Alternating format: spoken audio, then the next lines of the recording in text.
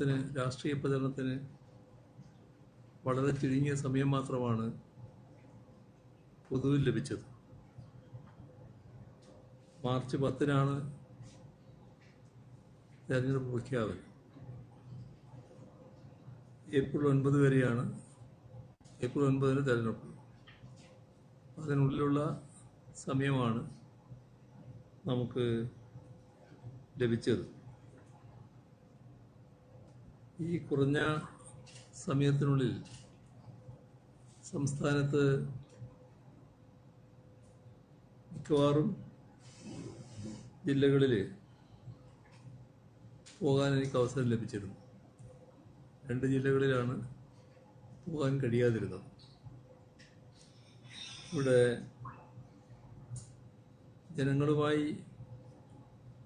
ഇടപഴകിയ അനുഭവത്തിൽ കാണാൻ കഴിഞ്ഞത്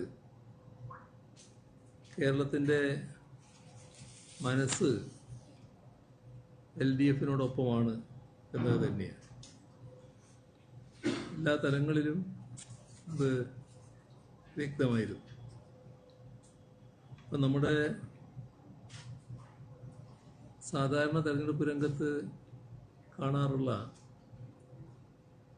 ഈ നിലവിലുള്ള ഭരണത്തിനെതിരെയുള്ള വികാരം കഴിഞ്ഞ 10 വർഷമായി LDF സർക്കാർ തുടരുകയാണല്ലോ. എന്നാൽ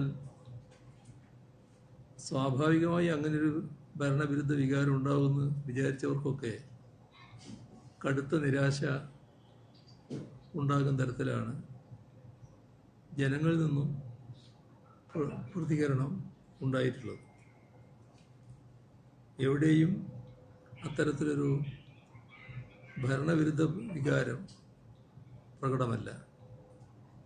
അതേസമയം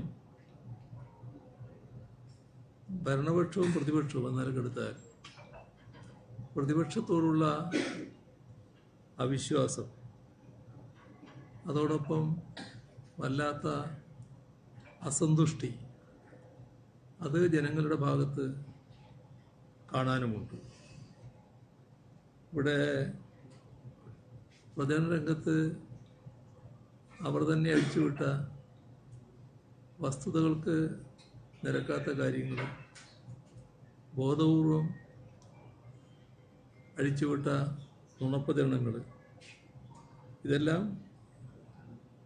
പ്രതിപക്ഷത്തിന് ഗുണകരമായിട്ടല്ല വന്നത്. യഥാർത്ഥത്തിൽ പ്രതിപക്ഷത്തിന് തന്നെ അത് തിരിച്ചടിയായി മാറുന്ന അവസ്ഥയാണ് ഉണ്ടായിട്ടുള്ളത്. ഇപ്പോൾ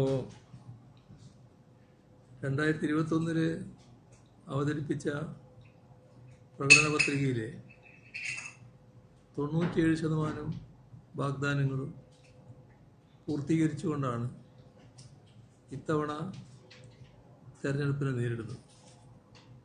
ഇത് അഭിമാനകരമായ നേട്ടം തന്നെയാണ്. LDF-ൻ്റെ ഇതേവരെയുള്ള രീതി ചെയ്യാൻ പറ്റുന്നത് പറയുക, പറയുന്നത് ചെയ്യുക, അത് കൃത്യമായി പാലിച്ചു പോകുന്നുവെന്ന് ജനങ്ങൾക്കെല്ലാം ബോധ്യമാകുന്നതിന് ഏറ്റവും ഉപകരിച്ചതാണ് ഓരോ വർഷവുമുള്ള പ്രോഗ്രസ് റിപ്പോർട്ട് അവതരണം. ഇവിടെ നമ്മുടെ സംസ്ഥാനത്തിൻ്റെ പൊതുവായ വളർച്ചയ്ക്കും അതേപോലെ തന്നെ നവകേരള നിർമ്മാണത്തിനുമൊക്കെ ക്രിയാത്മകമായി ഇത്തരം കാര്യങ്ങൾ ഉപകരിച്ചിട്ടുണ്ട് എന്നതാണ് കാണാൻ നമുക്ക് സാധിക്കുക. ഇത്തവണ പ്രകടന പത്രികയിൽ കേരളത്തിൻ്റെ സമഗ്രമായ പുരോഗതി, നവകേരള നിർമ്മാണം അതെങ്ങനെയെന്നൊക്കെ കൃത്യമായി പ്രതിപാദിക്കുന്ന രീതിയാണ് സ്വീകരിച്ചിട്ടുള്ളത്. ഇപ്പോൾ കഴിഞ്ഞ ഒരു പതിറ്റാണ്ടിൻ്റെ അനുഭവമെടുത്താൽ വലിയ തോതിലുള്ള വികസന നേട്ടങ്ങൾ നമുക്ക് നേടാനായിട്ടുണ്ട്. എന്നാൽ അതോടൊപ്പം തന്നെ LDFിൻ്റെ ഒരു പ്രത്യേകത കേവലം വികസന പരിപാടികൾ മാത്രമല്ല, ജനങ്ങളുടെ ക്ഷേമവും അതോടൊപ്പം കൊണ്ടുപോകാൻ കഴിഞ്ഞിട്ടുണ്ട്. അപ്പോൾ വികസന നേട്ടങ്ങളും ജനക്ഷേമ പദ്ധതികളും രണ്ടും ഒന്നായി കൊണ്ടുപോകാൻ കഴിഞ്ഞു എന്നുള്ളതാണ് ഈ കഴിഞ്ഞ പതിറ്റാണ്ടിൻ്റെ ഏറ്റവും വലിയ പ്രത്യേകത. ആ പ്രക്രിയ തുടരേണ്ടതുണ്ട്. ആ മുന്നേറ്റം ശക്തിപ്പെടുത്തേണ്ടതുണ്ട്. അതോടൊപ്പം സംസ്ഥാനത്തിൻ്റെ അവകാശങ്ങൾ, ഭാവിയെ സംബന്ധിച്ചുള്ള ഗൗരവതരമായ വിഷയങ്ങൾ, ഇതെല്ലാം കൂടുതൽ ശ്രദ്ധ കേന്ദ്രീകരിക്കേണ്ട ഒരു ഘട്ടം കൂടിയാണിത്.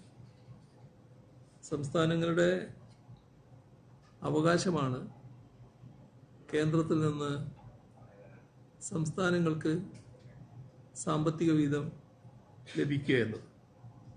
ഇവിടെ കേരളത്തിൻ്റെ വരുമാന ഘടന പരിശോധിച്ചാൽ അതിൽ വലിയ തോതിൽ വരുമാനത്തിൻ്റെ ഏകദേശം 75% സംസ്ഥാനത്തിൻ്റെ വിഹിതമാണെന്ന് കാണാൻ സാധിക്കും. അതായത് കേന്ദ്ര വിഹിതം കേവലം 25% ചുരുങ്ങുകയാണ്. മറ്റു ചില സംസ്ഥാനങ്ങളെടുത്താൽ ഈ കേന്ദ്ര വിഹിതത്തിൽ ഭീമമായ വർധനവ് കാണാനും നമുക്ക് സാധിക്കും. അപ്പോൾ ധനകാര്യ കമ്മീഷൻ വിഹിതത്തിൽ വലിയ കുറവ് ഉണ്ടായി. അതോടൊപ്പം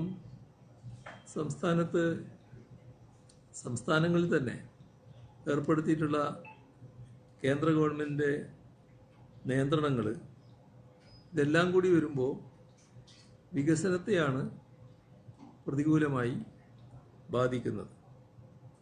അപ്പോൾ വികസനവും ക്ഷേമവും ഒരുമിച്ച് മുന്നോട്ട് കൊണ്ടുപോകുന്ന നമ്മുടേതുപോലുള്ള സംസ്ഥാനത്തിന് ഇത് വലിയ പ്രയാസം സൃഷ്ടിച്ചിട്ടുണ്ട്. ഇവിടെ ഇതെല്ലാം ഉണ്ടെങ്കിലും നാം നമ്മുടേതായ രീതിയിൽ കാര്യങ്ങൾ നിർവഹിക്കാനാണ് പരമാവധി ശ്രമിച്ചിട്ടുള്ളത്.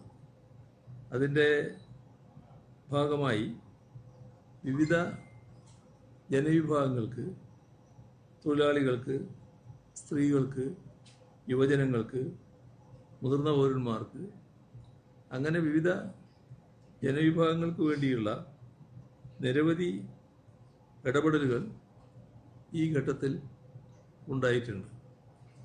എല്ലാവർക്കും അറിയാവുന്നതാണ്, 35 മുതൽ 60 വയസ്സ് വരെയുള്ള 31 ലക്ഷം സ്ത്രീകൾ, അവർക്കുള്ള പ്രതിമാസ സഹായം അടക്കമുള്ള പദ്ധതികൾ ഇപ്പോൾ നമുക്ക് നടപ്പാക്കാനായിട്ടുണ്ട്. അത് നല്ല നിലക്ക് സമൂഹം സ്വീകരിച്ചിട്ടുള്ള കാര്യവുമാണ്. ഇതിൽ സ്ഥിരത, വിശ്വാസ്യത, തുടർച്ച ഇവയെല്ലാമാണ് മുന്നേറ്റത്തിൻ്റെ അടിസ്ഥാനമായി നാം കാണേണ്ടത്. പുരോഗതിയും സാമൂഹ്യനീതിയും ഉറപ്പാക്കുന്നതാണ് ഈ യാത്ര. ഇതിൽ കൂടുതൽ ശക്തമായി മുന്നോട്ട് കൊണ്ടുപോകാൻ കഴിയേണ്ടതുണ്ട്. സംസ്ഥാനത്തിൻ്റെ സമഗ്ര താൽപ്പര്യത്തിന് ഇത് മുന്നോട്ട് കൊണ്ടുപോവുക എന്നത് ഒഴിച്ചുകൂടാത്തതാണ്. കഴിഞ്ഞ വർഷങ്ങളുടെ അനുഭവം എടുത്താൽ നമുക്ക് ഒട്ടേറെ പ്രതിസന്ധികൾ, വെല്ലുവിളികൾ നേരിടേണ്ടി വന്നിട്ടുണ്ടെന്ന് കാണാൻ പറ്റും. നമ്മുടെ കേരള ജനങ്ങളുടെ മുന്നിലുള്ള അനുഭവം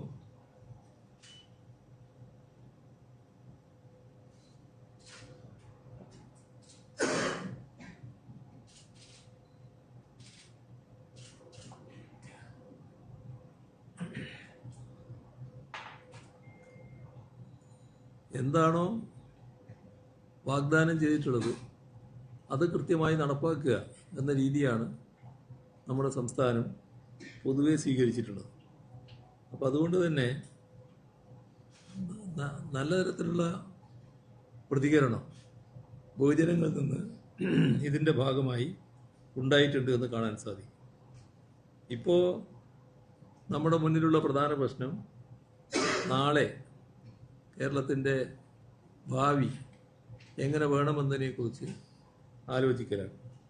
അപ്പോൾ നമ്മുടെ സംസ്ഥാനത്തെ കൂടുതൽ ശക്തവും സമത്വപരവും പുരോഗമനപരവുമായ ദിശയിൽ മുന്നോട്ട് നയിക്കാൻ കഴിയണം. അതിനുള്ള അവസരമായിട്ടാണ് നമ്മൾ കാണേണ്ടത്. അതുകൊണ്ട് തന്നെ ഈ തെരഞ്ഞെടുപ്പിൽ നാടിൻ്റെ ദിശ നിർണ്ണയിക്കുന്ന ഏറ്റവും പ്രധാനപ്പെട്ട തെരഞ്ഞെടുപ്പാണെന്ന് കണ്ടുകൊണ്ട് ഓരോ വോട്ടും വലിയ വിലപ്പെട്ടതാണ് എന്ന് മനസ്സിലാക്കി നല്ല വിവേകത്തോടെ അത് വിനിയോഗിക്കാൻ പൊതുവിൽ കഴിയേണ്ടതായിട്ടുണ്ട്. അപ്പോൾ വികസനത്തിന്, സ്ഥിരതയ്ക്ക്, സാമൂഹ്യ നീതിക്ക് എല്ലാമുള്ള നിലപാട് സ്വീകരിക്കുന്ന മുന്നണിയെ പിന്തുണക്കുക എന്നതാണ് ഇക്കാര്യത്തിൽ സ്വാഭാവികമായും ജനങ്ങൾ സ്വീകരിക്കുക എന്നത് തന്നെയാണ് പ്രതീക്ഷിക്കുന്നത്. ഇത് LDF-നോടൊപ്പം നിൽക്കുന്ന ജനങ്ങളോട് മാത്രമുള്ള ഒരു അഭ്യർത്ഥനയല്ല. UDF-ലും NDA-യിലുമെല്ലാം അണിനിരന്നിട്ടുള്ള ജനങ്ങളുണ്ട്. അവരെല്ലാം ആഗ്രഹിക്കുന്ന കാര്യമാണ് നാടിൻ്റെ വികസനവും അതോടൊപ്പം സാമൂഹ്യ നീതിയും സ്ഥിരതയുമെല്ലാം. അപ്പോൾ അതെല്ലാം ആഗ്രഹിക്കുന്നവർ നിങ്ങൾ LDF-നെ എതിർക്കുന്ന മുന്നണിയിലായാൽ പോലും ഇതാണ് തുടരേണ്ടതെങ്കിൽ LDF-ന് വോട്ട് ചെയ്യണമെന്നാണ് അഭ്യർത്ഥിക്കാനുള്ളത്. വോട്ട് എന്നത് കേവലമായ ഒരു താൽക്കാലിക തീരുമാനമല്ല. നമ്മുടെ നാടിൻ്റെ നാളെ വരും തലമുറയുടെ ഭാവി അതിനെയെല്ലാം നിർണയിക്കുന്ന ഉത്തരവാദിത്വമാണ് എന്ന് കാണുന്നു. കേരളം ഇനിയും മുന്നോട്ട് പോകേണ്ടതുണ്ട്. നമുക്ക് ഒന്നിച്ച് മുന്നോട്ട് പോകാം എന്നാണ് പൊതുവെ പറയാനുള്ളത്. ഇത്രയുമാണ് ആമുഖമായി പറയാനുള്ള കാര്യം.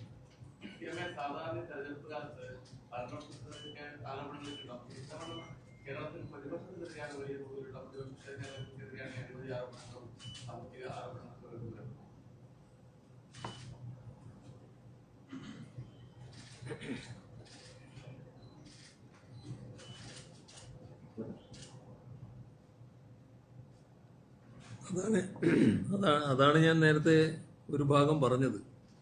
ഭരണപക്ഷത്തിന് നേരെയല്ല ഇതുപോലുള്ള ആക്ഷേപങ്ങൾ ഉയരുന്നത്. നമ്മുടെ സംസ്ഥാനത്തിൻ്റെ പ്രത്യേകത തന്നെ ഏറ്റവും അഴിമതി കുറഞ്ഞ സംസ്ഥാനമായി കേരളം മാറി എന്നുള്ളതാണ്. അതിനിടയാക്കിയത് LDF-ൻ്റെ സംസ്കാരം തന്നെയാണ്. ആ നില നമ്മുടെ നാടിന് പുതിയ മാനങ്ങൾ കൈവരിക്കുന്നതിനിടയാക്കിയിട്ടുണ്ട്. പക്ഷേ നമുക്ക് ഓർമ്മയില്ലേ 2016 മുൻപുള്ള കാലം എന്തെല്ലാം സാമ്പത്തിക ആരോപണങ്ങൾ ഉയർന്നു വന്നിരുന്നു, ഏതെല്ലാം തരത്തിലുള്ള പ്രശ്നങ്ങൾ ഉയർന്നു വന്നിരുന്നു. അത് ഭരണപക്ഷം ഭരണം കൈകാര്യം ചെയ്യുമ്പോൾ ഉണ്ടാകുന്ന പ്രശ്നങ്ങളുടെ ഭാഗമായി വന്നതാണ്. എന്നാൽ അതിൻ്റെ തുടർച്ചയായി LDF ഗവൺമെൻറ് വന്നപ്പോൾ ഈ വശത്തിന് നല്ല മാറ്റമാണല്ലോ വന്നത്. അത്തരത്തിലുള്ള അഴിമതി ആരോപണങ്ങൾ ഉണ്ടായില്ല എന്ന് മാത്രമല്ല, ഇപ്പോൾ കഴിഞ്ഞ നിയമസഭാ സമ്മേളനം ഒന്ന് ആലോചിച്ചാൽ മതി. നിയമസഭാ തെരഞ്ഞെടുപ്പ് നടക്കുന്നതിൻ്റെ തൊട്ട് മുൻപ് നടക്കുന്ന നിയമസഭാ സമ്മേളനം നമ്മുടെ ഏത് ഭരണപക്ഷമായാലും ആ ഭരണപക്ഷത്തെ അങ്ങനെ എരിപരി കൊള്ളിക്കുമല്ലോ പ്രതിപക്ഷം. ഭയങ്കരമായ ചർച്ച കാര്യങ്ങളെല്ലാം ഉയർന്നു വരുമല്ലോ. പക്ഷെ നമ്മുടെ നിയമസഭയിൽ കഴിഞ്ഞ നിയമസഭാ സമ്മേളനത്തിൽ അങ്ങനെയൊന്നും ഉണ്ടായില്ല. ഒരു ആരോപണം പോലും മന്ത്രിമാർക്കെതിരെ ഉന്നയിക്കാൻ പ്രതിപക്ഷത്തിന് സാധിച്ചില്ല. അപ്പോൾ ആ നിലയിലേക്ക് മാറ്റപ്പെട്ടിട്ടുണ്ട് കേരളം. അതാണ് നാം കാണേണ്ടത്. എന്നാൽ ഇത് LDF മാത്രം ബാധകമായ കാര്യമാണ്. UDF ഭരണപക്ഷത്തായാലും പ്രതിപക്ഷത്തായാലും കുറവില്ല എന്നുള്ളത് തന്നെയാണ് വന്നിട്ടുള്ള പ്രശ്നങ്ങൾ കാണിക്കുന്നത്. നിങ്ങൾ ഉന്നയിച്ചതുപോലെ ഒരുപാട് പ്രശ്നങ്ങൾ പ്രതിപക്ഷത്തായിട്ടും അഴിമതിയുമായി ബന്ധപ്പെട്ട തരത്തിൽ ഉയർന്നു വന്നിട്ടുണ്ട്. സ്വന്തം പാർട്ടിക്കകത്ത് ഉയർന്നു വന്ന പ്രശ്നങ്ങൾ ധാരാളമുണ്ട്. അതിൻ്റെ ഭാഗമായി ഉള്ള വളരെ വേദനാജനകമായ സംഭവങ്ങളും നമ്മളെല്ലാം മുന്നിൽ വന്ന കാര്യങ്ങളാണ്. അവരുടെ കുടുംബാംഗങ്ങളും അതുമായി ബന്ധപ്പെട്ട് നടത്തിയുള്ള പ്രസ്താവനകളും എല്ലാം നമ്മുടെ മുന്നിലുള്ളതാണ്. അപ്പോൾ അഴിമതി എന്നത് അത് എല്ലാ തലങ്ങളിലും ഒഴിവാക്കേണ്ടതാണ് എന്ന ഒരു സംസ്കാരം ഉണ്ടായാൽ മാത്രമേ അത് ഒഴിവാക്കാൻ പറ്റൂ. അതിലേക്ക് ഇപ്പോൾ UDF എത്താൻ കഴിഞ്ഞിട്ടില്ല, അതിലെ പ്രധാന പാർട്ടികൾക്കും എത്താൻ കഴിഞ്ഞിട്ടില്ല എന്നുള്ളതാണ് ഇപ്പോഴും കാണിക്കുന്ന കാര്യം. പ്രധാനമന്ത്രി നരേന്ദ്രമോദിയെ പേരെടുത്ത് വിമർശിക്കുന്നതായാണ് രാഹുൽ ഗാന്ധി ഉൾപ്പെടെ നേതാക്കന്മാർ പറയുന്നത്. അത് പ്രധാനമന്ത്രി അടുത്ത കാലത്ത് നരേന്ദ്രമോദി പേരിട്ട് അങ്ങനെ വിമർശിക്കുന്ന ശ്രദ്ധയിൽപ്പെട്ടിട്ടില്ല. അങ്ങനെ വിമർശനം വരികയില്ല. രാഹുൽ ഗാന്ധി പറയുന്നത് ഒരു ഗൗരവത്തിലെടുക്കേണ്ട കാര്യങ്ങളായിട്ട് വരുന്നില്ല. അത്രയും അബദ്ധജടിലമായ കാര്യങ്ങളാണ് അദ്ദേഹം പറഞ്ഞുകൊണ്ടിരിക്കുന്നത്. ഒരുപാട് അബദ്ധജടിലമായ കാര്യങ്ങൾ ഈ വരവിൽ പറഞ്ഞിട്ടുണ്ടല്ലോ. അദ്ദേഹം ആദ്യം ഓർക്കേണ്ടത് അദ്ദേഹത്തിൻ്റെ നിലവാരം എന്തായാലും കോൺഗ്രസിൻ്റെ പ്രധാനപ്പെട്ട ഒരു പോസ്റ്റാണ് അദ്ദേഹം ഇരിക്കുന്നത്. അതിൻ്റേതായ ഒരു ഉത്തരവാദിത്വ ബോധത്തോടെ കാര്യങ്ങൾ ഉന്നയിക്കാൻ തയ്യാറാകും. അതല്ല അദ്ദേഹത്തിൻ്റെ ഭാഗത്തുനിന്നുണ്ടാകുന്നത്. അദ്ദേഹത്തിന് കോൺഗ്രസിൻ്റേതല്ലാത്ത BJP ഇതര മുഖ്യമന്ത്രിമാരോടുള്ള സമീപനം എന്ത് എന്ന് ഒരുപാട് സംഭവങ്ങളിലൂടെ വ്യക്തമായിട്ടുണ്ടല്ലോ. ഒരു ഉദാഹരണം എനിക്ക് തോന്നുന്നത് കെജ്രിവാളിൻ്റെ തന്നെയാണ്. കെജ്രിവാൾ കോൺഗ്രസ് അല്ല, എന്നാൽ BJPക്കെതിരെ ശക്തമായ നിലപാട് സ്വീകരിച്ച ആളാണ്. ആം ആദ്മി പാർട്ടിയുടെ നേതാവായിരുന്നു. ഡൽഹിയിൽ BJPയെ പരാജയപ്പെടുത്താൻ ഏറ്റവും ഫലപ്രദമായി നിന്ന ഒരു നേതാവുമാണല്ലോ. എന്താണ് രാഹുൽ ഗാന്ധിയും കോൺഗ്രസും ആ കാര്യത്തിൽ സ്വീകരിച്ച സമീപനം? എത്ര കടുത്ത രീതിയിലാണ് കെജ്രിവാളിനെ ദുർബലപ്പെടുത്താൻ വേണ്ടി, ആം ആദ്മി പാർട്ടിയെ പരാജയപ്പെടുത്താൻ വേണ്ടി രാഹുൽ ഗാന്ധിയും കോൺഗ്രസും ശ്രമിച്ചത്. അത് ഫലത്തിൽ BJPയെ സഹായിക്കലായിരുന്നില്ലേ? ആ നിലപാടല്ലേ അദ്ദേഹം സ്വീകരിച്ചത്? അങ്ങനെ ഒരാൾ ഇന്ന് രാജ്യത്താകെയുള്ള ഇടതുപക്ഷത്തിൻ്റെതായ ഒരു മുഖ്യമന്ത്രിയെ, ആ മുഖ്യമന്ത്രി നരേന്ദ്രമോദിയെ പറയുന്നില്ല എന്ന് പറയുമ്പോൾ അതിൻ്റെ അസ്വാഭാവികത എത്രയാണെന്ന് അദ്ദേഹം ആലോചിക്കേണ്ടതായിരുന്നില്ലേ? ഇവിടെ പൊതുവിൽ സംസ്ഥാനങ്ങളോട് കേന്ദ്ര ഗവൺമെൻറ് സ്വീകരിക്കുന്ന സമീപനമുണ്ട്. ആ സമീപനങ്ങൾക്കെതിരെ ശക്തമായ നിലപാടാണല്ലോ കേരളം സ്വീകരിച്ചിട്ടുള്ളത്. മറ്റ് സംസ്ഥാനങ്ങളെ ചേർത്ത് നിർത്തിക്കൊണ്ട് അതിനെതിരെ പ്രതികരിക്കാനും കേരളം തയ്യാറായിട്ടുണ്ടല്ലോ. മറ്റു സംസ്ഥാനങ്ങളോട് പൊതുവിൽ കാണിക്കുന്ന വിവേചനം മാത്രമല്ല, കേരളത്തോട് പ്രത്യേക വിവേചനം കാണിക്കുന്നു. ആ വിവേചനം കാണിക്കുമ്പോൾ നമ്മുടെ സംസ്ഥാനത്തിൻ്റെ, കേരളത്തിൻ്റെ വികസനമാണല്ലോ തടയപ്പെടുന്നത്.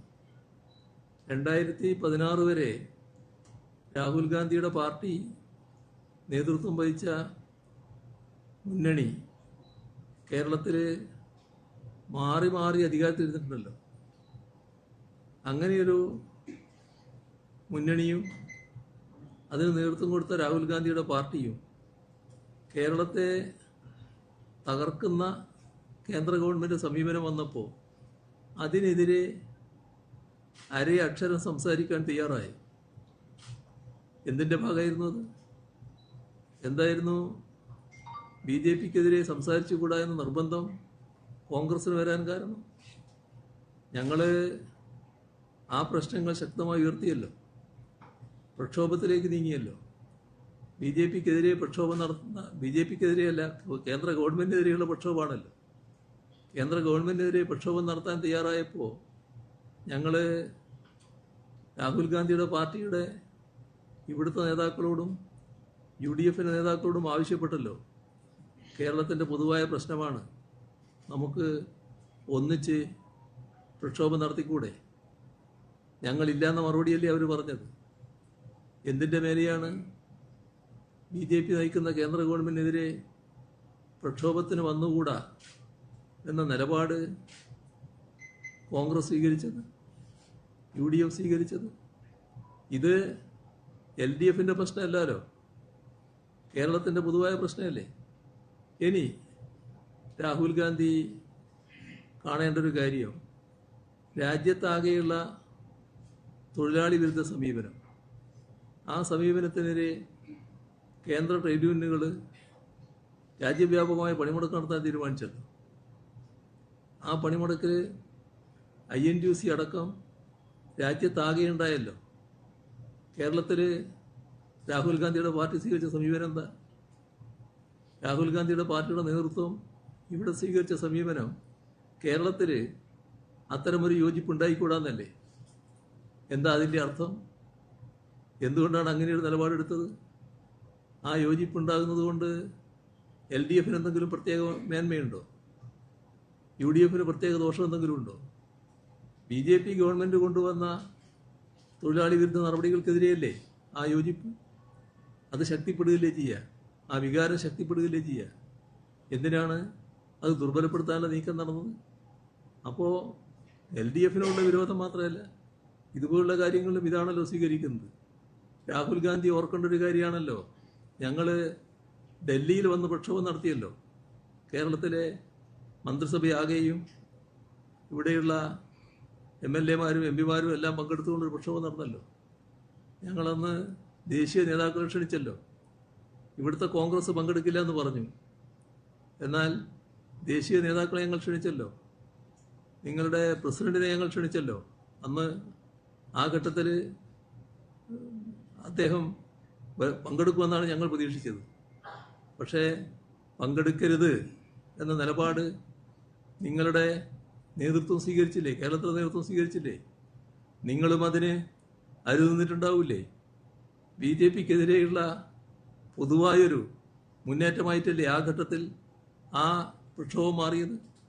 മറ്റെല്ലാവരും പങ്കെടുത്തല്ലോ. അത് ആരെ സഹായിക്കാനാണ്? എന്തുകൊണ്ടാണ് അതിൽ നിന്ന് മാറി നിന്നത്? നിങ്ങൾ സ്വീകരിച്ച ഓരോ നടപടിയും ഫലത്തിൽ BJPയെ സഹായിക്കുന്നതായിരുന്നില്ലേ? അങ്ങനെ ഏതെങ്കിലും ഒരു നടപടി ഞങ്ങളെ ഭാഗത്തുണ്ടായി എന്ന് പറയാനുണ്ടോ? ഏതെങ്കിലും ഒരു നടപടിയെക്കുറിച്ച് പറയാനുണ്ടോ? അങ്ങനെ ഞങ്ങളെല്ലാ ഘട്ടത്തിലും കൃത്യമായ നിലപാട് സ്വീകരിച്ചിട്ടുണ്ട്, കൃത്യതയോടെ കാര്യങ്ങൾ പറഞ്ഞിട്ടുണ്ട്. ഓരോ സംഭവം ഇപ്പോൾ ആകെ എടുത്ത് ഞാൻ പറയേണ്ടതില്ലല്ലോ. എല്ലാ സംഭവങ്ങളിലും കൃത്യമായ നിലപാടെടുത്തിട്ടുണ്ട്, കൃത്യമായി പറഞ്ഞിട്ടുണ്ട്, പറയേണ്ട കാര്യങ്ങൾ കൃത്യമായി പറഞ്ഞിട്ടുണ്ട്. നരേന്ദ്രമോദിയെ പറയേണ്ടത് നരേന്ദ്രമോദിയെ പറഞ്ഞിട്ടുണ്ട്, നരേന്ദ്രമോദിയുടെ നേതൃത്വത്തിലുള്ള ഗവൺമെൻറ്റിനെ പറയേണ്ടത് ഗവൺമെൻറ് നിലക്ക് പറഞ്ഞിട്ടുണ്ട്. നിയമസഭ പ്രമേയം അംഗീകരിക്കുന്നത് പ്രമേയം അംഗീകരിച്ചിട്ടുണ്ട്. നരേന്ദ്രമോദിയോട് നേരിട്ട് കത്തയച്ച് പറയേണ്ടത് നേരിട്ട് കത്തയച്ചിട്ടുണ്ട്. അദ്ദേഹത്തോട് തന്നെ നേരിട്ട് പറയേണ്ട കാര്യങ്ങൾ അങ്ങനെയും പറഞ്ഞിട്ടുണ്ട്. അതിനൊന്നും ഒരു ഇന്നത്തെ ഇടതുപക്ഷത്തിൻ്റെ മുഖ്യമന്ത്രി എന്ന നിലക്ക് എനിക്കൊരു വിഷമമുള്ള കാര്യമല്ല. സർക്കാർ നിലപാട് മാറ്റിയിരിക്കുന്ന യുവതി പ്രവേശനത്തെ എതിർക്കുന്നവർക്കൊപ്പം വാദിക്കാൻ അനുവാദം ആവശ്യപ്പെട്ടാണ് ഹൈക്കോടതി സുപ്രീം കോടതി അഭിഭാഷകൻ സമീപിച്ചത്. എന്താണ് ഈ നിലപാട് മാറ്റുന്നത്? അങ്ങനെയൊരു ഇത് നേരത്തെ ഞാൻ പറഞ്ഞല്ലോ, ഞാൻ ഇത് കാര്യത്തിൽ നേരത്തെ ചോദ്യങ്ങൾ വന്നപ്പോൾ പറഞ്ഞൊരു കാര്യമാണ്. നേരത്തെ ഞങ്ങൾ സ്വീകരിച്ചൊരു നിലപാടുണ്ട്. ആ നിലപാട് ഈ പ്രശ്നം തീരുമാനങ്ങളിലേക്ക് കടക്കുമ്പോൾ അതിനു മുൻപായിട്ട് ആചാരാനുഷ്ഠാനങ്ങളുടെ പ്രശ്നമാകുമ്പോൾ അതിലെ വിദഗ്ധരുണ്ട്, പണ്ഡിതന്മാരുണ്ട്, സാമൂഹ്യ പരിഷ്കർത്താക്കളുണ്ട്, അവരുമായിട്ടൊക്കെ ചർച്ച ചെയ്യണം. അത്തരം ചർച്ചയുടെ ഭാഗമായി കാര്യങ്ങൾ മനസ്സിലാക്കണം. കോടതിയോ ഗവൺമെൻറ്റോ ഏകപക്ഷീയമായി തീരുമാനിക്കേണ്ട കാര്യങ്ങളല്ല ഇത്. ഇതാണ് ഞങ്ങൾ നേരത്തെ സ്വീകരിച്ച നിലപാട്. ആ നിലപാടാണ് ഞങ്ങൾ ഇപ്പോഴും പറയുന്നത്. ആ നിലപാടിൽ തന്നെയാണ് ഇപ്പോഴും നിൽക്കുന്നത്. അതാണ് അതിൻ്റെ കാര്യം.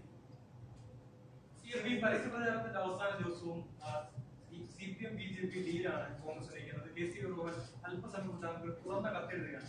അതിൽ താങ്കൾ ഉദ്യോഗസ്ഥരെ ഒഴിവാക്കി അമിത്ഷായുമായി ഒരു കൂടിക്കാഴ്ച നടത്തി, ധനമന്ത്രിയുമായി ഒരു കൂടിക്കാഴ്ച നടത്തി, അങ്ങനെ നിരവധി കാര്യങ്ങളും 10ഓളം കാര്യങ്ങളും തക്കവിട്ട് നിരത്തിയ ഒരു CPM BJP ഡീലാണ് ഈ അവസാന ദിവസം നയിക്കുന്നത്. അല്ല, അത് അവരുടെ ഒരു പാപ്പരത്വം എന്ന് മാത്രമേ ഉള്ളൂ. ഈ KC വേണുഗോപാലിൻ്റെ പ്രശ്നം, അദ്ദേഹം കോൺഗ്രസിൻ്റെ പ്രധാനപ്പെട്ട ഒരു നേതാവാണല്ലോ ഇപ്പോൾ. പക്ഷേ എവിടെയാണിപ്പോൾ അവർ കിടക്കുന്നത്? അവരുടെ പാർട്ടിയുടെ നിലനോക്കിയാൽ ഈ ഡീൽ എന്ന് പറഞ്ഞുകൊണ്ട് ഇന്നത്തെ ഒരു BJPയുടെ നേതൃനിര നോക്കിയാൽ, അവരുടെ MP അതുപോലുള്ളവരൊക്കെ നോക്കിയാൽ ഒരു 30% പേരെങ്കിലും കോൺഗ്രസിൽ നിന്ന് പോയവരായിരിക്കും. നേരത്തെ കോൺഗ്രസിൻ്റെ പ്രാമാണികന്മാരായ AICC നേതാക്കൾ, പഴയ മുഖ്യമന്ത്രിമാർ, കേന്ദ്രമന്ത്രിമാർ, സംസ്ഥാന കോൺഗ്രസ് അധ്യക്ഷന്മാർ, അങ്ങനെയെല്ലാമുള്ള പ്രധാനികളിലെ ഒരു 30% പേര് ഇപ്പോൾ BJPയുടെ പ്രധാനികളായിട്ടിരിക്കുന്നത്. നിങ്ങൾ അവർക്ക് ആളുകളെ സപ്ലൈ ചെയ്യുന്നവരായിട്ട് മാറുകയില്ലേ ഫലത്തിലുണ്ടായിട്ടുള്ളത്? ഈ പറയുന്ന വേണുഗോപാൽ നേരത്തെ രാജ്യസഭാംഗമായിരുന്നല്ലോ, രാജസ്ഥാനിൽ നിന്നായിരുന്നില്ലേ? ആ രാജ്യസഭാംഗത്വം രാജിവെച്ചാൽ അവിടെ തിരഞ്ഞെടുക്കപ്പെടുക BJP ആണെന്ന് 1:1 എന്ന് കണക്കാക്കുന്ന എല്ലാവർക്കും അറിയാലോ. ഒരു ആശ്ചര്യവും സംഭവിക്കില്ലല്ലോ, BJP തിരഞ്ഞെടുക്കപ്പെടുമല്ലോ. എന്തിനാണ് അദ്ദേഹം രാജിവെച്ചത്? അപ്പോൾ MP ആയിരിക്കുകയാണല്ലോ. ആ MP ആയിരിക്കുന്നയാൾ രാജിവെച്ച് അവസരം ഉണ്ടാക്കി കൊടുത്ത് BJPക്കല്ലേ? എന്തിനാണ് ആ നടപടി എടുത്തത്? അത് ഏത് ഡീലിന്റെ ഭാഗമായിട്ടായിരുന്നു? സ്വന്തം നേതാക്കന്മാരുടെ മക്കള്, മരുമക്കള്, വേണ്ടപ്പെട്ടവര് എല്ലാം ഇപ്പം എവിടെയാ ഉള്ളത്? ഇവിടെ കേരളത്തിൽ വന്നിട്ടാണല്ലോ പറയുന്നത്. കേരളത്തിലെ പ്രധാനികളെ കുറിച്ചൊന്ന് ഓർത്തു നോക്ക്. അവരുടെ മക്കളെല്ലാം എവിടെ എത്തിയെന്ന് ആലോചിച്ച് നോക്കും. എന്താണ് കോൺഗ്രസിന് BJPയുള്ള സമീപനം എന്നല്ലേ ഇത് കാണിക്കുന്നത്? ഇങ്ങനെയെല്ലാം സ്വയം അപഹാസ്യമായിട്ടുള്ളവർ ഞങ്ങളെ അപഹസിക്കാൻ പുറപ്പെടുന്നത് നല്ലതുപോലെ ആലോചിച്ചിട്ട് മതി. ഞങ്ങൾക്ക് സുതാര്യമായ ഇടപാടുകൾ മാത്രമേ ഉള്ളൂ. നിങ്ങൾക്ക് കേരളത്തിൽ നിന്ന് പോയ ആളെന്ന നിലക്ക് നല്ലതുപോലെ അറിയാലോ BJPയുമായിട്ടുണ്ടാക്കിയ ഡീലുകളുടെ കഥകൾ. നേരത്തെ പഴയ കാലത്ത് തന്നെ കോൺഗ്രസിന് ഇത്തരം ഒരു സംസ്കാരം ഉണ്ടായിരുന്നു. EMS പട്ടാമ്പിയിൽ മത്സരിക്കുന്ന കാലത്ത് ആ ഘട്ടത്തിൽ EMSനെ പരാജയപ്പെടുത്തണമെന്ന നിർബന്ധം കോൺഗ്രസിന്. അന്നവിടെ ജനസംഘത്തിൻ്റെ ഒരു നേതാവുണ്ടായിരുന്നു മത്സരിക്കാൻ. അദ്ദേഹം പിൻവലിച്ചു, മത്സര രംഗത്ത് നിന്ന് പിൻവാങ്ങി. എന്നിട്ട് അന്നത്തെ ജനസംഘത്തിൻ്റെ നേതാവ് ദീനദയാൽ ഉപാധ്യായ അവിടുത്തെ കോൺഗ്രസിൻ്റെ സ്ഥാനാർത്ഥിയെ വിജയിപ്പിക്കുന്നതിന് വേണ്ടി വന്ന് പ്രചരണം നടത്തി. അതാണ് കോൺഗ്രസ്. ഇനി നാടും ലോകവും രാജ്യവും അംഗീകരിച്ച മറ്റൊരു നേതാവിൻ്റെ കഥ പറയാം. EMSന്റെ മാത്രമല്ല, AKGയുടെ. AKG പാലക്കാട് മത്സരിക്കുന്നു. ആ മത്സരത്തിൽ AKGയെ നേരിട്ടത് കോൺഗ്രസിൻ്റെയും BJPയുടെയും കൂടി സ്ഥാനാർത്ഥിയായിരുന്നു. അത് കോൺഗ്രസ്സുകാരനായിരുന്നില്ല കേട്ടോ. മത്സരിച്ചത് RSSന്റെ ജില്ലാ കാര്യവാഹമായിരുന്നു. എത്ര നാണം കെട്ട നടപടിയാണെന്ന് ആലോചിച്ചു. AKGയെ പരാജയപ്പെടുത്താൻ വേണ്ടി RSS കാര്യവാഹനെ സ്വന്തം സ്ഥാനാർത്ഥിയാക്കി നിർത്തി ഒരു പരിശ്രമം നടത്തി വയ്ക്കല്ലേ? അതല്ലേ പഴയ കാലം? പുതിയ കാലം നിങ്ങൾക്കും എല്ലാം പലർക്കും അറിയാവുന്നതായിരിക്കുമല്ലോ. കോലീബി, നമ്മുടെ വടകരയും ബേപ്പൂരും, Vadakara parliament seat, Beypore assembly seat, അവിടെ രണ്ടിടത്തും BJP സ്ഥാനാർത്ഥിയല്ലേ നിർത്തിയത്. BJPയുടെ ഔദ്യോഗിക തലമുള്ള ആളല്ല, BJPക്ക് വേണ്ടിയുള്ള 2 ആളുകളെ സ്ഥാനാർത്ഥിയാക്കി നിർത്തി. BJP അവിടെ ജയിപ്പിക്കുക, ബാക്കി സ്ഥലങ്ങളിലൊക്കെ BJP ഇവരെ ജയിപ്പിക്കുക. ഇതില്ലേ അന്നത്തെ ധാരണ? പക്ഷേ രാഷ്ട്രീയത്തിൽ 2 കൂട്ടം 2 സമം 4 അല്ലല്ലോ. മനുഷ്യരല്ലേ, വികാര വിചാരമുള്ള മനുഷ്യരല്ലേ. അവർ ഈ കള്ളക്കളിക്ക് കൂട്ടുവെക്കില്ലല്ലോ, അവർ മാറിയല്ലോ. അങ്ങനെയല്ലേ ഞങ്ങളുടെ സ്ഥാനാർത്ഥികൾ വലിയ തോതിൽ വിജയിച്ചു വന്നത്. സാധാരണ കണക്ക് വെച്ചാൽ അവർ ജയിക്കേണ്ടതാണ്. ജയിച്ചോ? ആ വൃത്തികേടും കാണിച്ചവർ നിങ്ങളായിരുന്നില്ല. അത് കഴിഞ്ഞ് പിന്നെ ഒരു നിയമസഭ, കോൺഗ്രസിൻ്റെ മുഖ്യമന്ത്രി, നല്ല നിലയിൽ അദ്ദേഹം പ്രവർത്തിച്ചുകൊണ്ടിരിക്കുന്നു.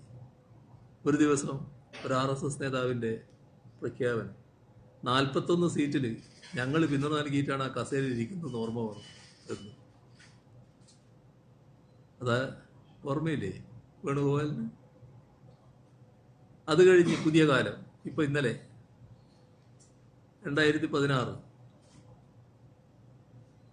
രാജഗോപാൽ ആദ്യമായിട്ട് ഇതെല്ലാം BJPക്ക് അക്കൗണ്ട് തുടങ്ങാനുള്ള വിവിധ പരിശ്രമങ്ങളായിരുന്നു. ഒന്നും കേരളത്തിലെ ജനങ്ങൾ സമ്മതിച്ചില്ല. രാജഗോപാലിന് അക്കൗണ്ട് തുടങ്ങാനായി. എങ്ങനെയായിരുന്നു തുടങ്ങിയത്?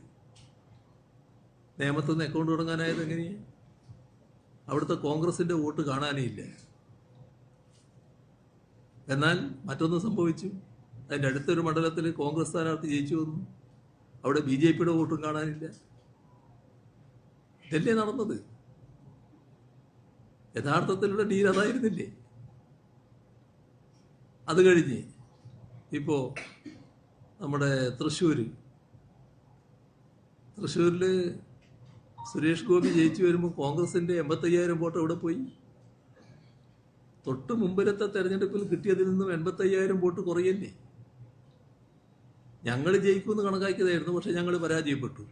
എന്നാൽ ഞങ്ങൾക്ക് കഴിഞ്ഞ തെരഞ്ഞെടുപ്പിൽ കിട്ടിയ വോട്ടിൽ നിന്ന് കുറവുണ്ടായില്ലല്ലോ, അതിൽ വർധനവുണ്ടായല്ലോ. നിങ്ങളെ വോട്ട് എവിടെ പോയി? അപ്പോൾ ഡീൽ എന്ന് പറയുന്നത് നിങ്ങൾക്ക് ചേർന്നൊരു കാര്യമാണ്. ഞങ്ങൾക്കണിയാൻ പറ്റുന്നൊരു കുപ്പായല്ല. ഞങ്ങളുടെ പുറത്ത് അതെടുത്തിട്ടുണ്ട്. അത് സ്വയം എടുത്തണിഞ്ഞാൽ മതി. സ്വയം നശിച്ചുകൊണ്ടിരിക്കുന്ന ഒരു നില നിങ്ങൾ സ്വീകരിച്ചുകൊണ്ടിരിക്കുകയാണ്. മതനിരപേക്ഷതയുടെ ഭാഗമായി ശക്തമായ നിലപാട് സ്വീകരിക്കുക എന്നുള്ളതാണ് കോൺഗ്രസിന്റെ ഭാഗത്ത് നിന്ന് ഉണ്ടാകേണ്ടത്. അത് അവർക്ക് ഉണ്ടാകുന്നില്ല എന്നുള്ളതാണ് കാണാൻ നമുക്ക് സാധിക്കുക. ഈ പ്രളയത്തിനെ കുറിച്ചുള്ള ഒരു വെളിപ്പെടുത്തൽ മിനിസ്റ്ററുടെ ശബ്ദരേഖ തന്നെ പുറത്തു വന്നിട്ടുണ്ട്. അത് മനുഷ്യനിർമ്മിതമായിരുന്നു, വാട്ടർ മാനേജ്മെന്റിൽ വന്നൊരു പിഴവാണ് എന്ന് ഇദ്ദേഹത്തിന്റെ കൃഷ്ണൻകുട്ടിയുടേതായ ഒരു ശബ്ദരേഖ പുറത്തു വന്നിട്ടുണ്ട്. അതേക്കുറിച്ച് CM-ന് പറയാനുള്ളത്? അല്ല, ശബ്ദരേഖയുടെ കാര്യം എനിക്ക് അറിയില്ല. ഇതുമായി ബന്ധപ്പെട്ട് കേരളത്തിലെ പ്രതിപക്ഷം വലിയ തോതിലുള്ള ബഹളം ഉണ്ടാക്കിയതായിരുന്നല്ലോ. നിങ്ങൾക്കെല്ലാം അറിയാവുന്ന കാര്യമാണല്ലോ പ്രളയത്തിന്റെ ആധിക്യം എത്രയായിരുന്നു എന്നുള്ളത്, ആ സമയത്തുള്ള മഴയുടെ ശക്തി എത്രയായിരുന്നു എന്നുള്ളത്, അന്നത്തെ വിവരണാതീതമായ സംഭവങ്ങളല്ലേ. അതുമായി ബന്ധപ്പെട്ട് വിദഗ്ധ സമിതികൾ പഠനം നടത്തിയല്ലോ. ഇത്തരമൊരു ആക്ഷയം വന്നതിന് ശേഷവും പഠനം നടത്തിയല്ലോ. അവരൊക്കെ കൃത്യമായി പറഞ്ഞല്ലോ ഇത് മനുഷ്യനിർമ്മിതമല്ല, ഇത് പ്രകൃതി ദുരന്തം തന്നെയാണ് എന്ന് കൃത്യമായി പറഞ്ഞല്ലോ. അത് കൃത്യമായൊരു ദുരാരോപണം മാത്രമായിരുന്നു. ഒരു തരത്തിലുള്ള പ്രശ്നങ്ങളും ഈ പറയുന്ന തരത്തിലുണ്ടായിട്ടില്ല.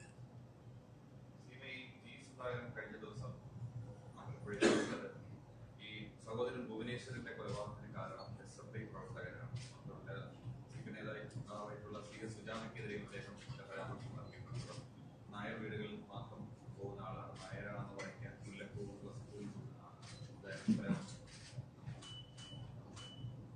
അത് ഈ ഞങ്ങളെ കൂട്ടത്തിലുള്ള ഒരാള് ഈ നശിക്കാൻ തീരുമാനിച്ച് ശത്രുപക്ഷത്ത് ചേർന്നാൽ പിന്നെ ആ അധപ്പതനത്തിൻ്റെ ഭാഗമായി എന്തും വിളിച്ചു പറയുന്ന അവസ്ഥയെടുക്കും. അതിൻ്റെ ഒരു ഉദാഹരണമായിട്ടാണ് ഇപ്പോൾ സുധാകരൻ്റെ വാക്കുകൾ മാറുന്നത്. സ്വന്തം സഹോദരനായ ഭുവനേശ്വരൻ കൊല ചെയ്യപ്പെട്ടത് എങ്ങനെയാണ് എന്ന് സുധാകരനും നാട്ടിനും എല്ലാം അറിയുന്ന കാര്യമാണ്.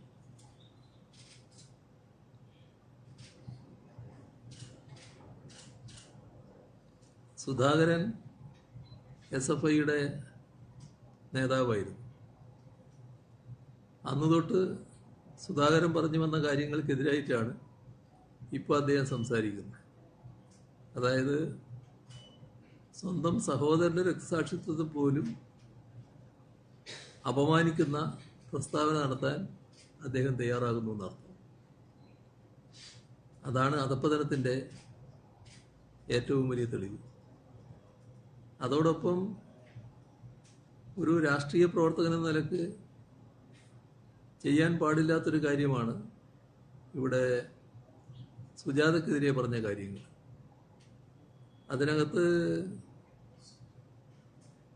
കൃത്യമായി സ്ത്രീത്വത്തെ അവമാനിക്കുന്ന പരാമർശങ്ങൾ അടക്കമുണ്ടായിട്ടുണ്ട്. അതൊരു സ്ഥാനാർത്ഥി ചെയ്യാൻ പാടില്ലാത്തതാണ്. അങ്ങേയറ്റം അപലപനീയമായൊരു കാര്യമാണ്. നമ്മുടെ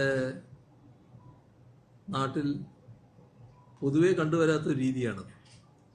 പക്ഷേ സുധാകരൻ ആ രീതിയിലേക്ക് മാറിയിരിക്കുന്നു എന്നാണ് കാണിക്കുന്നത്. ചില പ്രത്യേക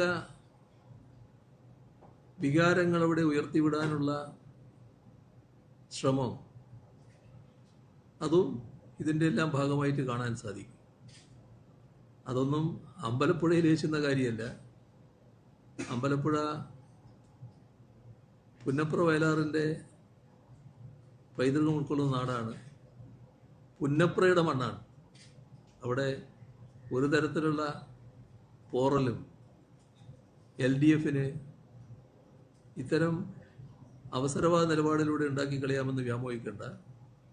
ഏതായാലും ശത്രുപാളയത്തിൽ എത്തിച്ചേർന്നതിൻ്റെ ഭാഗമായി അവരെ പ്രീതിപ്പെടുത്താൻ ഇനിയും ചിലപ്പോൾ ഇതുപോലുള്ള പരാമർശങ്ങൾ അദ്ദേഹത്തിന് ഉണ്ടായേക്കാം എന്ന് മാത്രമേ കാണുന്നുള്ളൂ.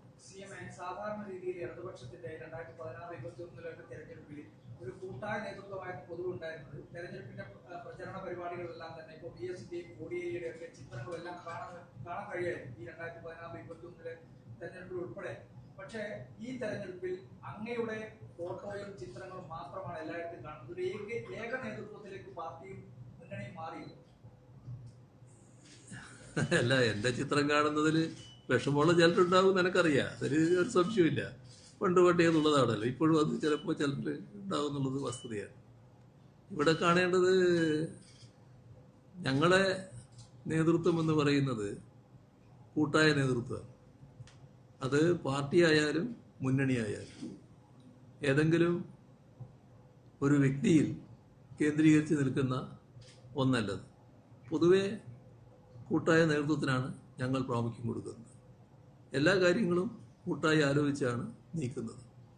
അതിൻ്റെ ഭാഗമായുള്ള കാര്യങ്ങളാണ് നടക്കുന്നത്. പിന്നെ LDFന്റെ പ്രചരണ രീതികൾ വരുമ്പോൾ ഇപ്പോൾ ഗവൺമെൻറ് നയിക്കുന്നയാളെന്ന നിലക്ക് എൻ്റെ പടം ചിലപ്പോൾ വെച്ചിട്ടുണ്ടാകും. അതിനപ്പുറം അതിന് പ്രാധാന്യം കാണേണ്ടതായിട്ടില്ല. മറ്റ് വ്യാഖ്യാനങ്ങളും അതിനാവശ്യമില്ല. UDFന്റെ പ്രകടന പത്രിക വമ്പൻ പ്രഖ്യാപനങ്ങളുമായിട്ടാണ് വന്നിട്ടുള്ളത്. അതായത് KSRTCയിൽ സ്ത്രീകൾക്ക് സൗജന്യ യാത്ര പോലുള്ള വലിയ വാഗ്ദാനങ്ങൾ. അതെങ്ങനെയായിരിക്കും ഈ തെരഞ്ഞെടുപ്പിനെ സ്വാധീനിക്കുക?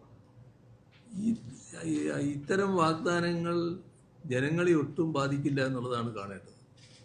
നിങ്ങൾ നൽകുന്ന വാഗ്ദാനങ്ങൾക്ക് വിശ്വാസ്യതയാണല്ലോ ഏറ്റവും പ്രധാനം. പറഞ്ഞ വാക്ക് പാലിക്കുക എന്നതാണല്ലോ പൊതുവെ ജനങ്ങൾ പ്രതീക്ഷിക്കുന്നത്. പക്ഷേ ഇതേവരെ വാക്കൊന്നും പാലിക്കാത്തവർ കൂടുതൽ വാഗ്ദാനങ്ങൾ നൽകിയാൽ അതിനാരെങ്കിലും വില കൊടുക്കും. ഇപ്പോൾ വയനാട്ടിലെ ആ കുട്ടി സ്മൃതിയുടെ പ്രശ്നം എല്ലാവർക്കും അറിയാമല്ലോ. അവരെ വീട് വാഗ്ദാനം ചെയ്തിട്ട് അതിനെപ്പറ്റി ഇപ്പോൾ എന്തെങ്കിലും പറയാനുണ്ടോ? ഏതെങ്കിലും വർത്തമാനം UDFന്റെ ആർക്കെങ്കിലും പറയാൻ പറ്റുന്നുണ്ടോ? ഒരു വ്യക്തിയുടെ കാര്യത്തിലുള്ള വാഗ്ദാനം, അതും വളരെ ദയനീയാവസ്ഥയിൽപ്പെട്ടൊരു കുട്ടിയുടെ കാര്യത്തിലുള്ള വാഗ്ദാനം നിറവേറ്റാൻ കഴിയാത്തവർക്ക് പിന്നെ ഏത് വാഗ്ദാനമാണ് നിറവേറ്റാൻ കഴിയുക? മുണ്ടക്കൈ ചൂരൽമലയിൽ വീട് നിർമ്മിച്ച് നൽകും, ഞങ്ങൾ 100 വീട് എന്നൊക്കെ പറഞ്ഞതാണല്ലോ. ഇപ്പോൾ എവിടെ എത്തിയത്?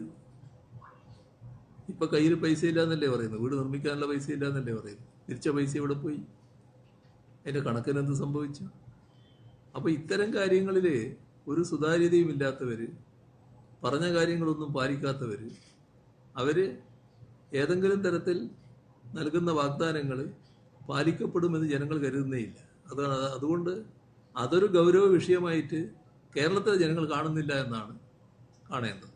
ഈ തെരഞ്ഞെടുപ്പ് അവസാന ഘട്ടത്തിൽ വരെ ടി.കെ. ഗോവിന്ദനും പയ്യന്നൂരിൽ വി. കുഞ്ഞികൃഷ്ണൻ ഉൾപ്പെടെ പാർട്ടിക്കെതിരെ വലിയ രീതിയിലുള്ള ആരോപണങ്ങൾ, ഓരോ തെളിവുകളൊക്കെ പുറത്തേക്ക് വിട്ടുകൊണ്ടേയിരിക്കുകയാണ്. അപ്പോൾ ഇന്ന് പോലും വി. കുഞ്ഞികൃഷ്ണൻ പറഞ്ഞ 70 ലക്ഷം രൂപ പാർട്ടി ഓഫീസിന്റെ നിർമ്മാണ ഫണ്ടിൽ നിന്നും കണക്കിൽപ്പെടാത്ത അതിന്റെ ഓഡിറ്റ് റിപ്പോർട്ട് ഉൾപ്പെടെ പുറത്തുവിട്ടുകൊണ്ടാണ് കുഞ്ഞികൃഷ്ണൻ പ്രതികരിച്ചത്. ഇത് നേരത്തെ സുധാകരനെ പറ്റി പറഞ്ഞല്ലോ, ആ ഗണത്തിൽപ്പെടുന്നതാണല്ലോ.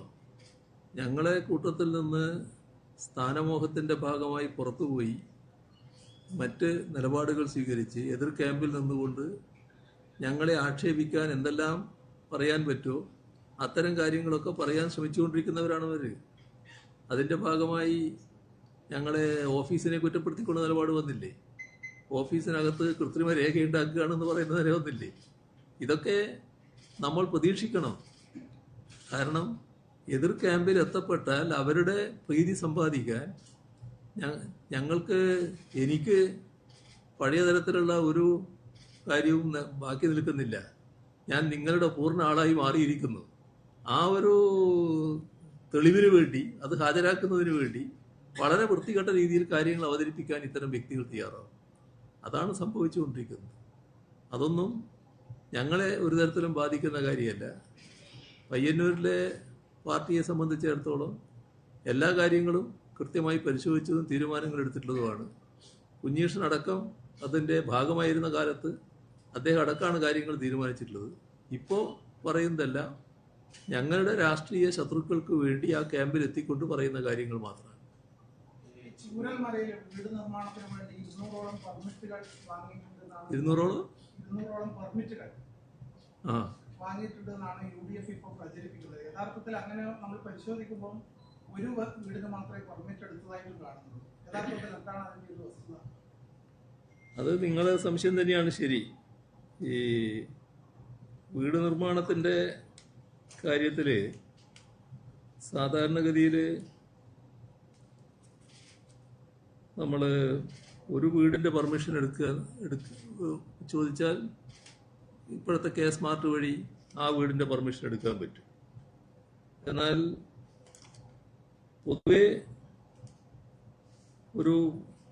ഒന്നിലധികം വീടുകൾ നിർമ്മിക്കുന്ന ഒരു പദ്ധതിയായിട്ട് വരുമ്പോൾ അതിൻ്റേതായ നടപടികൾ സ്വീകരിക്കണം. അത്തരത്തിൽ ഒരു നില ഇവിടെ ഉണ്ടായിട്ടില്ല എന്നുള്ളത് തന്നെയാണ് അനുഭവം. അത് നമ്മുടെ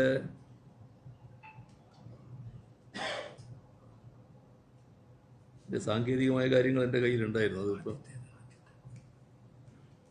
ഇവിടെ ഇതാണ് കാര്യം. കോൺഗ്രസ് ഇപ്പോൾ സാധാരണ നിലയിൽ മറുപടി പറയാൻ പറ്റാത്ത അവസ്ഥയിലാണല്ലോ നിൽക്കുന്നത്. ഇതിൽ വീടുകൾ നിർമ്മിക്കാൻ അനുമതി തേടിയിട്ടില്ല എന്ന് മാധ്യമ വാർത്തകൾ വന്നു. അപ്പോഴാണ് ഇതുപോലെ നമ്പറുകൾ അവർ പുറത്തുവിടാൻ നോക്കുന്നത്. ഇപ്പോൾ LDF നടപ്പിലാക്കിയ K-സ്മാർട്ട് സംവിധാനത്തിലൂടെ ഒരു വ്യക്തിഗത വീടിന് എളുപ്പത്തിൽ പെർമിറ്റ് നേടാനാവും. പക്ഷേ അത് ഒരു വീടിന് മാത്രമാണ് ബാധകം. ഒരേ പ്ലോട്ടിൽ ഒന്നിലധികം വീടുകൾ നിർമ്മിക്കാൻ പ്ലോട്ട് സബ്ഡിവിഷനും ഡെവലപ്മെന്റ് പെർമിറ്റും നിർബന്ധമാണ്. ഇവിടെ കെട്ടിട നിർമ്മാണ ചട്ടങ്ങൾ പ്രകാരം ഒരേ സ്ഥലത്ത് ഒന്നിലധികം നിർമ്മാണങ്ങൾക്ക് ഇത്തരത്തിലുള്ള അനുമതികളില്ലാതെ മുന്നോട്ട് പോകാനാകില്ല. അങ്ങനെ മുന്നോട്ട് പോകുന്നത് നിയമവിരുദ്ധമായി മാറും. അപ്പോൾ ഇവിടെ എന്താ സംഭവിച്ചത്? സബ്ഡിവിഷൻ ചെയ്തിട്ടില്ല എന്ന് സത്യവാങ്മൂലം നൽകി ഒരു വീടിന് മാത്രം ബാധകമായ സെൽഫ് സർട്ടിഫൈഡ് പെർമിറ്റ് എടുത്ത് മുഴുവൻ വീടുകൾക്കും അനുമതി ലഭിച്ചതായി കാണിക്കാൻ കോൺഗ്രസ് ശ്രമിക്കുകയാണ്. യഥാർത്ഥത്തിൽ ഈ പെർമിറ്റ് ഉപയോഗിച്ച് ഒരു വീട് മാത്രമേ നിർമ്മിക്കാൻ കഴിയൂ. രണ്ടാമത്തെ വീടിന് ഇനി പെർമിറ്റ് ലഭിക്കില്ല. ഈ ഒരു വീട് നിർമ്മിക്കുന്നതിന് തടസ്സം ഉണ്ടാവില്ല. ഡെവലപ്മെന്റ് പെർമിറ്റ് എടുക്കേണ്ട അടിസ്ഥാന നടപടികൾ ഇതുവരെ പൂർത്തിയാക്കാനായിട്ടില്ല. അപ്പോൾ കോൺഗ്രസിൻ്റേത് ഒരു യഥാർത്ഥ പുനരധിവാസ പദ്ധതിയല്ല. പേരിന് ഒരു കടലാസ് മാത്രം എടുത്ത് ജനങ്ങളെ തെറ്റിദ്ധരിപ്പിക്കാനുള്ള ശ്രമമാണ് അവർ നടത്തുന്നത്. ചുരുക്കത്തിൽ നിലവിലെ പെർമിറ്റിൻ്റെ അടിസ്ഥാനത്തിൽ ഒരു വീടേ സാധ്യമാവും. അതിനപ്പുറം ഒന്നും നിയമപരമായി നടക്കില്ല. അപ്പോൾ ഇതിൽ ദുരിതബാധിതരെ വീണ്ടും വഞ്ചിക്കുന്ന സമീപനമാണ് കോൺഗ്രസിൻ്റെ ഭാഗത്തുനിന്നുണ്ടായിട്ടുള്ളത്. മറ്റ് കാര്യങ്ങൾ ഇപ്പോഴും ശക്തമാണല്ലോ. വയനാടിന് വേണ്ടി പേരിച്ച പണം എന്ത് ചെയ്തു എന്നൊക്കെയുള്ള ചോദ്യത്തിന് ഇതുവരെ മറുപടിയില്ല. അതൊക്കെ ഇപ്പോഴും പ്രസക്തമായി നിൽക്കുകയാണ്. അതിലേക്ക് ഇപ്പോൾ പോകേണ്ടതില്ല. ഇതാണ് ഈ ഒറ്റ വീടിൻ്റെ കാര്യത്തിൽ പറയാനുള്ളത്. പുനരധിവാസവുമായി ബന്ധപ്പെട്ടുകൊണ്ട് KPCC പ്രസിഡന്റിനോട് ചോദിച്ച സമയത്ത് വളരെയധികം പൊട്ടിത്തെറിച്ചുകൊണ്ട് അതിന് മറുപടി പറയാൻ തയ്യാറാകാത്ത രീതിയിലാണ് KPCC പ്രസിഡന്റ് ഒക്കെ മറുപടി നൽകുന്നത്. അത് സ്വാഭാവികമാണ്. വിഷമമുള്ള കാര്യങ്ങൾ നിങ്ങൾ ചോദിച്ചുകൊണ്ടിരുന്നാൽ പിന്നെ ഒരു വല്ലാത്ത അസഹിഷ്ണുത വരില്ല. അപ്പോൾ അതിൻ്റെ ഭാഗമായിട്ട് ചില പൊട്ടിത്തെറികൾ ഉണ്ടായിട്ടുണ്ടാവും. അതങ്ങനെ കാണുന്നുണ്ടായിട്ടുള്ളൂ. കാരണം ഒന്നും പറയാൻ പറ്റില്ലായിരുന്നു. പണം പിരിച്ചു എന്നുള്ളത് വസ്തുതയാണ്. നല്ലതുപോലെ പണം കിട്ടി എന്നുള്ളത് വസ്തുതയാണ്. അവർക്കെല്ലാം അതറിയാലോ. പക്ഷെ അവർക്കത് സമ്മതിക്കാൻ വിഷമം. ഒരു വ്യക്തമായി പറയണ്ടേ അവർ ഇത്ര പണം പിരിച്ചു, ഇന്ന ആളുകൾ തട്ടി, ഞങ്ങൾ അവരെ പേരിൽ നടപടി എടുക്കുക എന്നൊക്കെ പറയണ്ടേ? അങ്ങനെയാണെങ്കിൽ ഒന്നിനും അവർക്ക് കഴിയുന്നില്ല. ഒരു തരം നിസ്സഹായാവസ്ഥയിലാണ് അവർ. അപ്പോൾ പിന്നെ ചോദിക്കുന്നവരോടൊരു കോപമായിട്ട് അത് മാറിയിട്ടുണ്ടാവും. അങ്ങനെയും കാണുന്നുള്ളൂ. തെരഞ്ഞെടുപ്പ് രംഗം വല്ലാതെ വർഗീയ പ്രചരണങ്ങൾ എന്ന് പറയുന്ന ഒരു രീതിയുണ്ട്. അതായത് കാസർഗോഡ് LDF സ്ഥാനാർത്ഥിക്കെതിരെ വർഗീയ പ്രചരണം നടക്കുന്നു. പേരാമ്പ്രയിൽ അത്തരം ആരോപണം രണ്ട് ഭാഗത്തുനിന്നുണ്ടാകുന്നു. ഇന്നലെ BJPയുടെ നേതാവ്, സ്ഥാനാർത്ഥിയുടെ നേതാവ് പറഞ്ഞത് LDF UDF അധികാരത്തിൽ വന്നാൽ വീണ്ടും ലവ് ജിഹാദുകൾ വരും, മുസ്ലിം പെൺകുട്ടികളെ തട്ടിക്കൊണ്ടുപോയി തീവ്രവാദ ഉപയോഗിക്കും, അങ്ങനെയുള്ള പ്രചരണങ്ങളൊക്കെ വളരെ വ്യാപകമായി നടക്കുന്നു. ഇതൊക്കെ ബോധപൂർവം അഴിച്ചുവിടുന്ന കാര്യമാണ്. BJP നമ്മൾ കാണേണ്ടത്, BJP എന്ന് പറയുന്നത് അവർക്ക് ലഭിക്കുന്ന വോട്ടുകൾ അത് നാടിൻ്റെ സ്വൈര്യതയാണ് കെടുത്തുക എന്നുള്ളത് നമുക്കെല്ലാവർക്കും ധാരണ വേണം. ഇന്നത്തെ നാടിൻ്റെ അവസ്ഥ കഴിഞ്ഞ 10 വർഷമായി വർഗീയ സംഘർഷമോ വർഗീയ കലാപമോ ഇല്ല.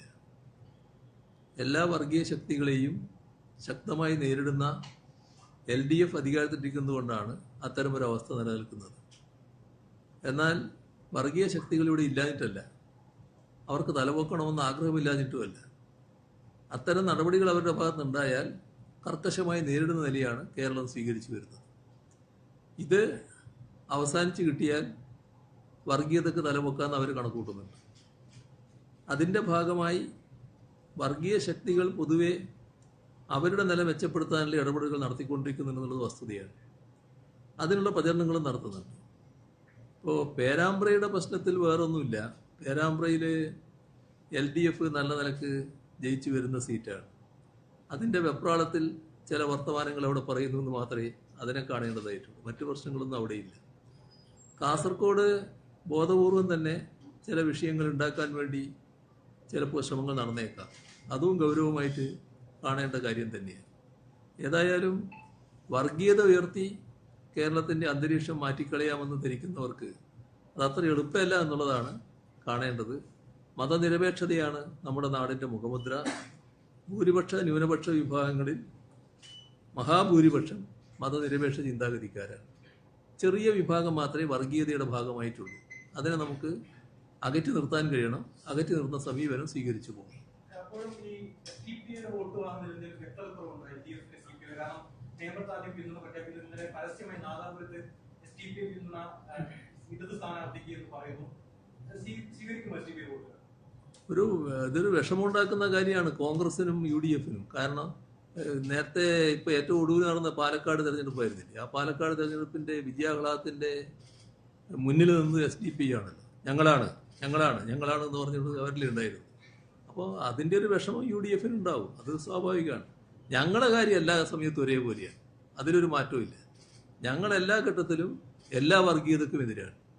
ഒരു വർഗീയതയും പ്രോത്സാഹിപ്പിക്കുന്ന നിലപാട് ഞങ്ങൾ സ്വീകരിക്കില്ല. ഞാൻ നേരത്തെ എൻ്റെ ആമുഖ സംസാരത്തിൽ പറഞ്ഞില്ലേ, ഈ തെരഞ്ഞെടുപ്പിൽ പിന്നെ UDF-ൻ്റെ ഭാഗമായിട്ടുള്ളതും NDAയുടെ ഭാഗമായിട്ടുള്ളതും ഒക്കെ ആൾക്കാർ ഞങ്ങൾക്ക് വോട്ട് ചെയ്യണം എന്ന് ഞാൻ പൊതുവൊരു അഭ്യർത്ഥന നടത്തിയില്ലേ? എങ്ങനെയാണത്? നാടിൻ്റെ സ്ഥിരത നാടിൻ്റെ സാമൂഹിക നീതി, നാടിൻ്റെ ഭദ്രത, നാടിൻ്റെ മുന്നേറ്റം, അതിലൊക്കെ താല്പര്യമുള്ളവർക്ക് LDFനാണ് അത് സാധിക്കാൻ തോന്നിയാൽ LDFന് വോട്ട് ചെയ്യണം. അതിൻ്റെ അർത്ഥം അവർക്ക് എന്തെങ്കിലും നിക്ഷിപ്ത താല്പര്യം വേറെ ഉണ്ടെങ്കിൽ അതിൻ്റെ കൂടെ LDF നിൽക്കുമെന്നല്ല. LDF ആണ്. LDF വർഗീയ നിലപാടുകൾക്ക് എല്ലാ കാലത്തും എതിരാണ്. LDF അഴിമതി വിരുദ്ധ നിലപാട് ഉറച്ചു നിൽക്കുന്നവരാണ്. ഞങ്ങൾക്ക് എല്ലാ അഴിമതിയും LDFനെ പിന്താങ്ങിക്കൊണ്ട് നടത്തി കളിയാന്ന് ആരെങ്കിലും വിചാരിച്ചാൽ അതിൻ്റെ കൂടെ ഞങ്ങൾ വെക്കുമോ? ഞങ്ങൾക്ക് വോട്ട് ചെയ്തിട്ട് മറ്റൊരു നിലപാട് സ്വീകരിച്ചാൽ അതിൻ്റെ കൂടെ ഞങ്ങൾ നിൽക്കില്ല. ഞങ്ങൾക്ക് ഞങ്ങളുടെ നിലപാടുണ്ട്. ആ നിലപാടുമായിട്ടേ ഞങ്ങൾ മുന്നോട്ട് പോകും.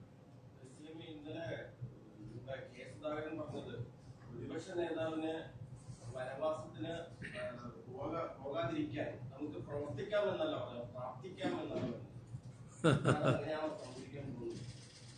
അത് ആ വനവാസത്തിൻ്റെ കാര്യം ഞാൻ നേരത്തെ പറഞ്ഞിട്ടുണ്ട്. എന്നോട് ചോദിച്ചപ്പോൾ തന്നെ പറഞ്ഞിട്ടുണ്ട്. തെരഞ്ഞെടുപ്പ് കഴിഞ്ഞിട്ട് ഞാൻ പറയാം. അതിപ്പോൾ ഞാൻ റിസർവ് ചെയ്ത് വെക്കുകയാണ്. തെരഞ്ഞെടുപ്പ് കഴിഞ്ഞതിന് ശേഷം പറയാം. മറ്റു കാര്യങ്ങൾ LDFനെ സംബന്ധിച്ചിടത്തോളം ഒരു സംശയമില്ല. ഈ തെരഞ്ഞെടുപ്പിൽ നല്ല ഭൂരിപക്ഷം നേടി LDF വിജയിക്കാനാണ് പോകുന്നത്. അതായത് 2016 നിന്ന് 2021 എത്തിയപ്പോൾ നമ്മൾ കണ്ടില്ലേ, 16നേക്കാളും വർദ്ധിപ്പിച്ച് 21 സീറ്റ് ജനങ്ങൾ നൽകി.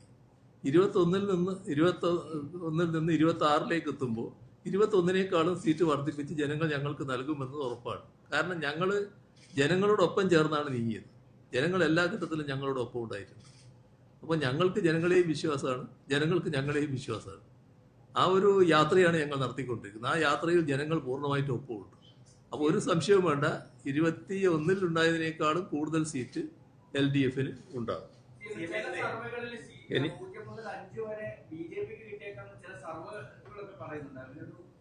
BJPക്ക് ഒരു സീറ്റ് പോലും ഇവിടെ കിട്ടില്ല. കേരളത്തിൽ ഒരു സീറ്റും BJPക്ക് ലഭിക്കുമെന്ന് ധരിക്കണ്ട. അങ്ങനെ ഒരു സീറ്റ് പോലും BJPക്ക് ഉണ്ടാവില്ല. നമ്മൾ ഇഷ്ടം പോലെ സമയം എന്ന് പറഞ്ഞാൽ 1 മണിക്കൂർ കൊണ്ട് നമുക്ക് നിർത്തണ്ടേ അല്ലേ? അതിനേക്കാൾ കൂടുതൽ പോകുന്നത് ശരിയല്ലല്ലോ അല്ലേ?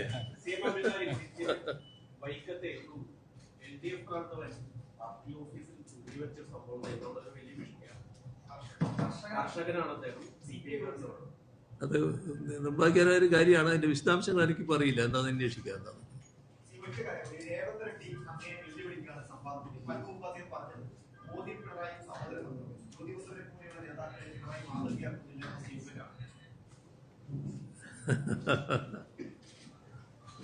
രേവന്ത് റെഡ്ഡി ഒരു സംസ്ഥാനത്തിന്റെ മുഖ്യമന്ത്രിയാണ്.